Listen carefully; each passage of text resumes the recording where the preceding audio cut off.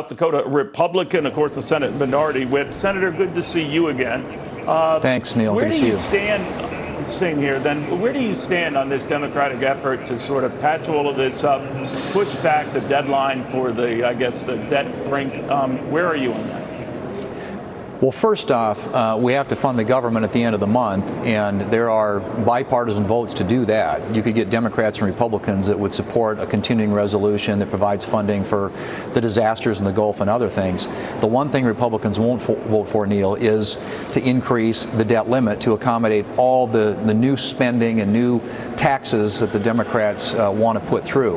When exactly the debt limit, when we reach the ceiling, is still to be determined. Some say as early as mid-October, some say it could be into late October or November.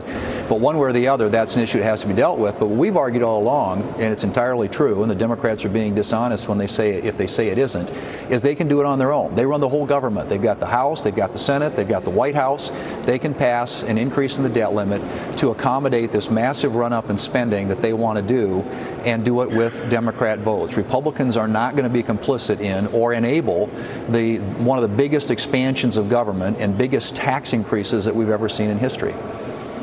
So, you know, the Democrats counter the way they're planning things now. They do need Republican votes, especially in the Senate, 60 votes there to do it this way. You're for breaking it all apart. If it's a separate vote on raising the debt ceiling without tied to anything else, you'd be okay with that?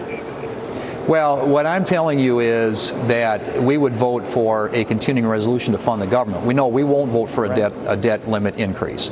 And I think that what the Democrats obviously are suggesting now is to try and get Republicans at 60 votes to do this. They can do it at 51. They are doing everything else at 51. They've been doing it at 51 since they got the majority. They passed, you know, the $2 trillion spending bill last March. They've got this $3.5 trillion spending bill accompanied with tax increases on businesses and families and investment and everything else, all included in a package that they can pass at 51 votes.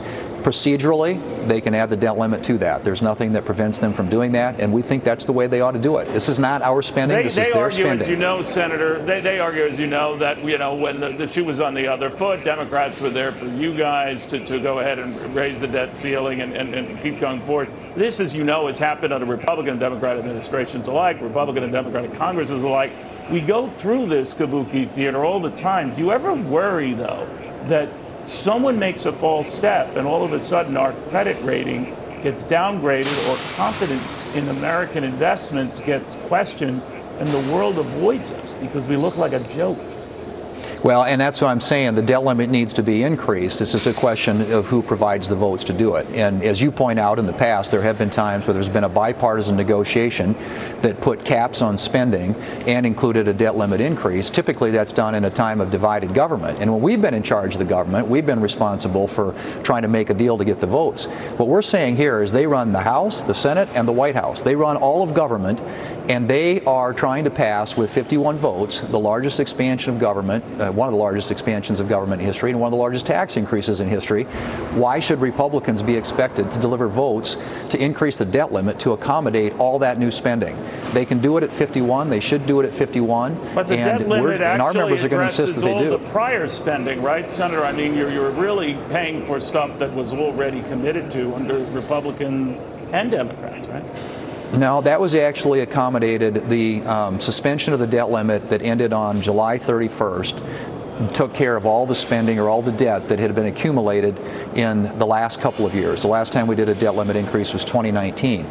So what this debt limit increase would do is it would accommodate all the spending that they intend to do, which by the lowest estimates about $3.5 trillion.